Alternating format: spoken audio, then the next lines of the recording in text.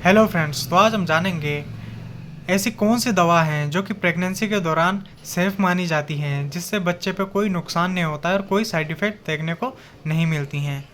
तो इस वीडियो में हम जानेंगे वो कौन कौन सी दवा हैं। Drugs which are generally considered safe in pregnancy. ठीक है, सबसे पहले नंबर पे आती हैं एनाल्जेसिक्स और एंटीपायरेटिक्स। ये क्या होती हैं?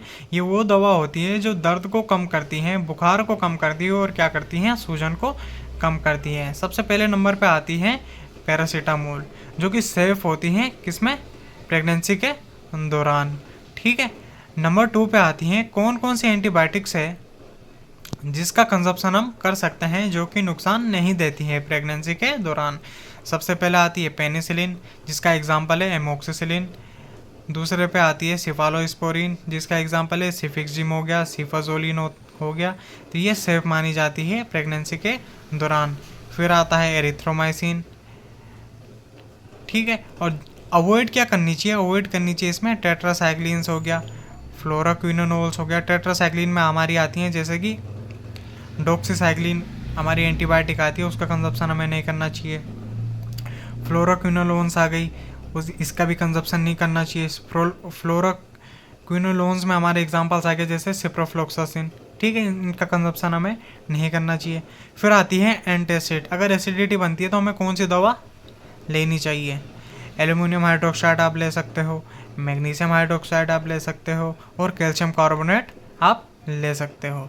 ठीक है, अब बात आती है कि प्रेगनेंसी के दौरान वोमिटिंग होती है, उल्टी जैसा मन होता है, ठीक है, नोजिया होता है, वोमिटिंग होती है, तो उस कंडीशन में हमें कौन सी दवा लेनी चाहिए?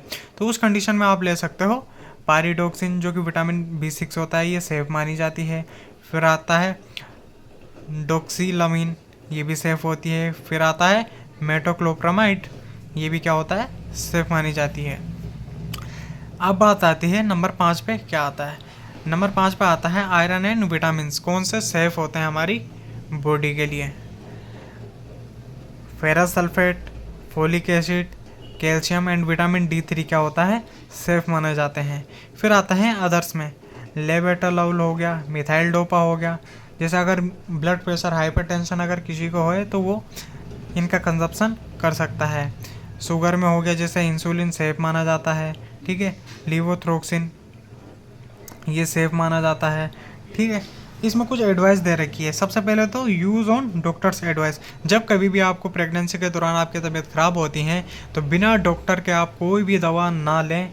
अगर डॉक्टर आपको प्रिस्क्राइब करता है, सजेस्ट करता है ये दवाइयाँ, तभी आप इनका कंजप्शन करें। ठीक है, दूसरा दे रखा है अवॉइड एस्पिरिन, आइबुप्रोफेन, डाइक्लोफेनिक।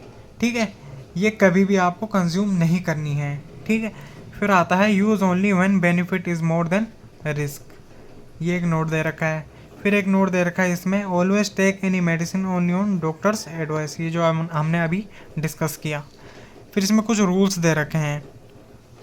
ठीक है, use lowest effective dose for shortest duration. जब कभी भी आप कोई दवा लेते हैं तो उसे बहुत ही शॉर्ट पीरियड के लिए लें, ना कि आप लंबे समय तक कोई दवा को कंज्यूम कर रहे हैं।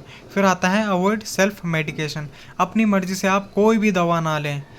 आपका मन हुआ आपने कोई भी दवा केमिस्ट शॉप से लेकर के खरीदी और उसे कंज्यूम कर लिया। ठीक है, फिर आता है ऑलवेज कंसल्ट योर डॉक्टर, हमेशा अपने डॉक्टर को बताएं क्या प्रॉब्लम हो रही है, क्या नहीं हो रही है, उसके अकॉर्डिंग आप अपना ट्रीटमेंट करें। ठीक है, आशा करता हूँ कि आपको ये इन्फॉर्मेशन अच्छी लगी होगी। ऐसे ही अधिक जानकारी के लिए आप हमारे चैनल को सब्सक्राइब करें और वीडियो को लाइक करें। धन्यवाद।